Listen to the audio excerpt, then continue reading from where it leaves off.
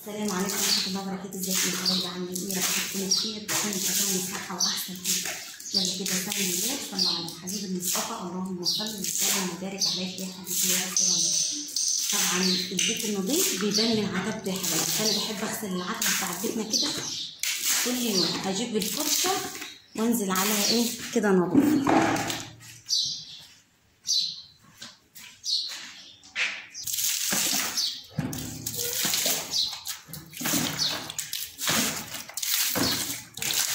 بحب اغسلها كده كل يوم كده وانضفها بالفرشه، اول ما بتنشف بتبقى شكلها حلو خالص.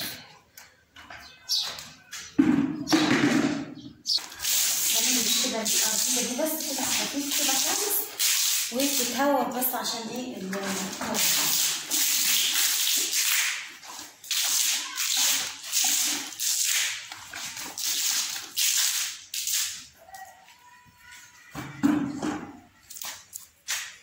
السفاره بتاعتنا اللي جابت قصيره دي كان نفسي ايه انها تبقى طويله، بس هي عايزه بحط لها وصله وكده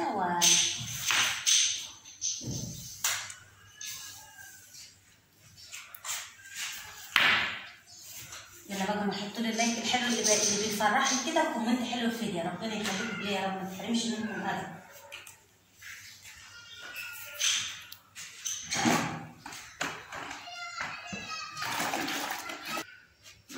السلم اللي دي بقى يا حبايبي اللي كان نفسي اعمل لها السور كده، بس هعمل ايه؟ حشت لها الفلوس، بس انتوا عارفين البيوت كده كنت حاشة الفلوس. هو المرة دي بتاعتي الفلوس كنت صرفتها في البيت. يلا ان شاء الله لما تخرج عليا باذن الله اعمل لها سور. طبعا دلوقتي يا حبايبي راح اجيب فرش الكنب، لان دي لي فتره ما غسلتوش كده وهغسله كده على ايدي في الطشت، عشان خاطر ادي له فتره ما غسلتوش. هو تقيل بس هيتعبني في الغسيل، بس يلا هنضفه كده فم واتنين كده وهنضفه.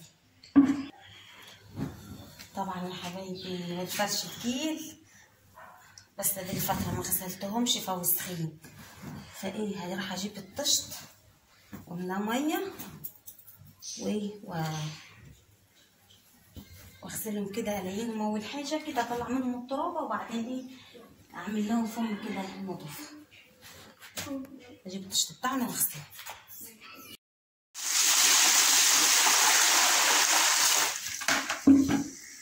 اتمنى الفيديوهات البسيطه دي تعجبكم. انا عارفه ان انا محتوايا بسيط، بس انتوا دايما بتجبروا بخاطر. ربنا يخليكم ليا يا رب.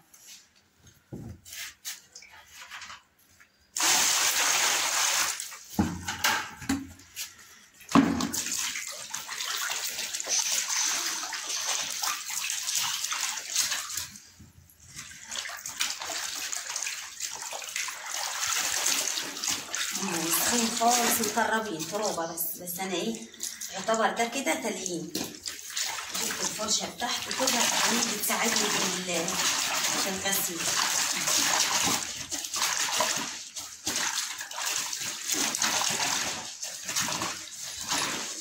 انا زعلانه بس ان القناه شهاداتها نزلت خالص يا حبايبي، خالص عن الاول، بس يلا الحمد لله على كل حال.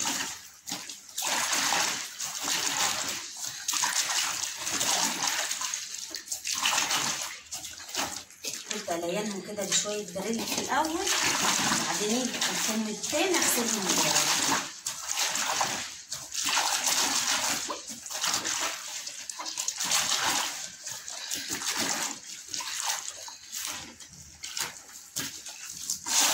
الفرشه دي بتسهل عليا بس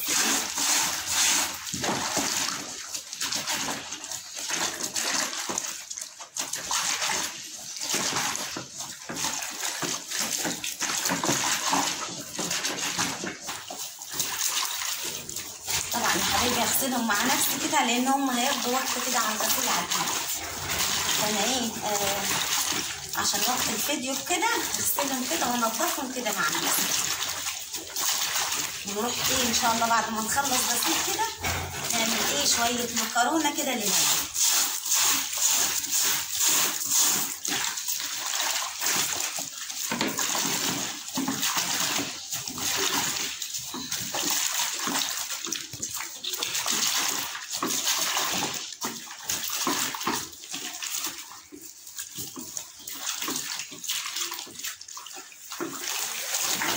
بنعمل كده على ايدنا لحد ربنا ما ييسر الامور ان شاء الله باذن الله كده.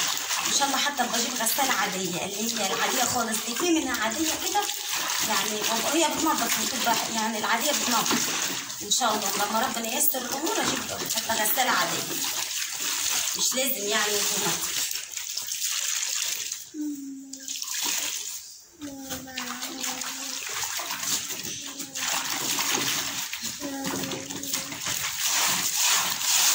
ده يعتبر تلين يا حبايبي، ده مش غسيل يعني انا هغسلهم كم واثنين وثلاثة كده تحطوا منه. انا بس هطلع منهم التراب في الأول.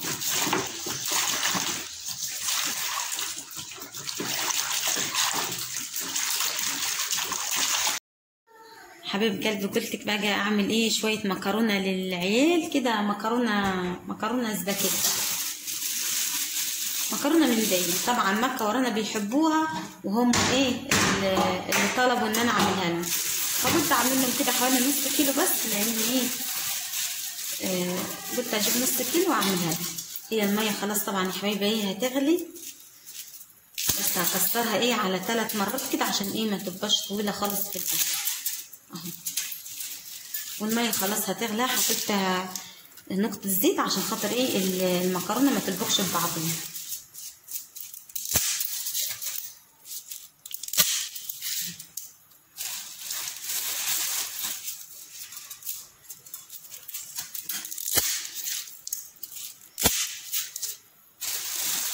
وطبعا ضربت لهم كده كام حبايه طماطم يا حبايبي اهو، وهقطع كده كام بصله. بعد ما اسلق دول كده في نفس الحله كده اعمل لهم ايه التسبيكه بتاعتهم، تسبيكه شويه طماطم يعني شويه صلصه. هي طبعا بتتعمل عندنا كده، معرفش بقى ايه طبعا طريقتكم طبعا احسن يا حبايبي، زي ما قلت لكم كل بلد بيختلف الاكل فيها.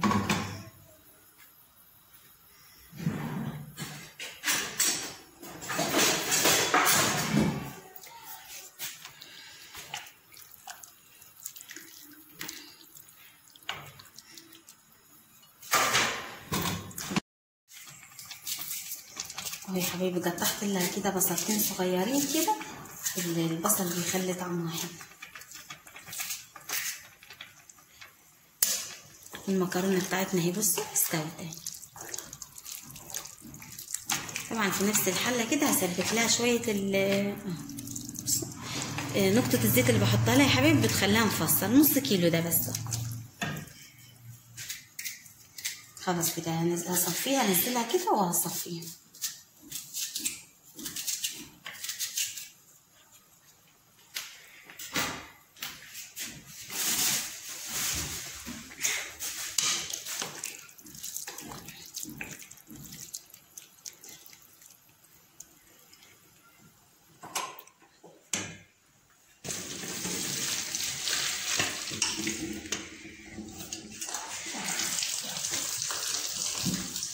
طبعا المية الساقعة دي يا حبيبي عشان خاطر ايه ما تطبقش كده ببعض.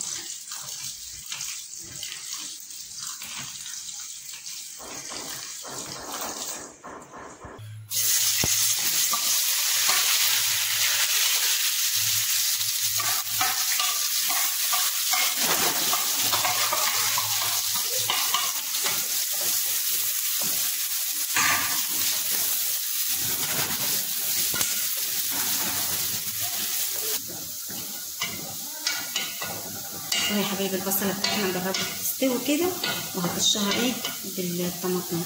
طريقتها سهله وبسيطه كده، والاطفال كلها بيحبوا المكرونه دي.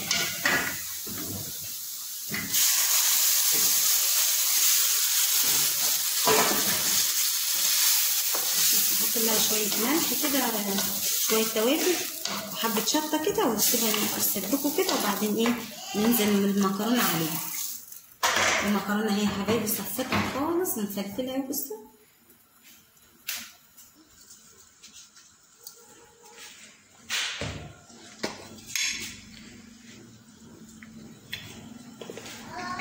بس كده اغطي عليها كده واسيبها ايه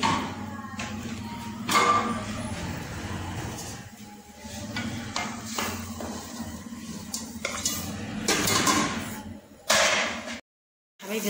التسبيكه بتاعتنا اتسبكت اهي، وهنزل عليها بالمكرونه كده.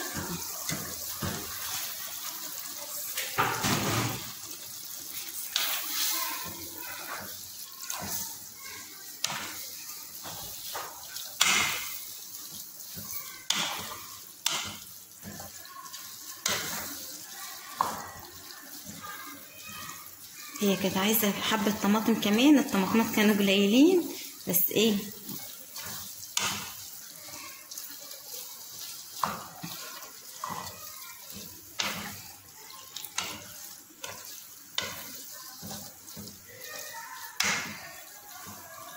اهي. ايه رأيكم يا حبايبي؟ يا رب تعجبكم طريقتي البسيطة دي. زي ما قلت لكم انا يعني طريقتي بسيطة وسهلة ومش بكلف بالحاجة، الحمد لله يعني على كل حال.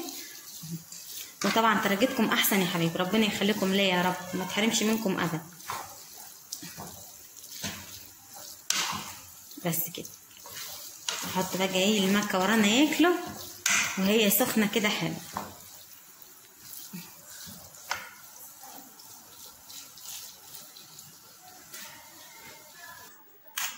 طبعا انتوا مستنيين المكرونه. ايه يا ماما؟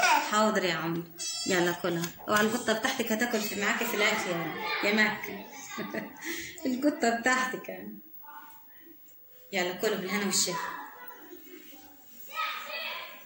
بس على مهلك عشان ده سخن.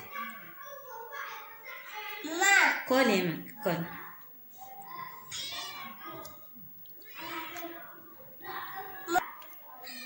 اتمنى فيديو النهارده يعجبكم يا حبايبي. يلا نشوفكم على خير، مع الف سلامه.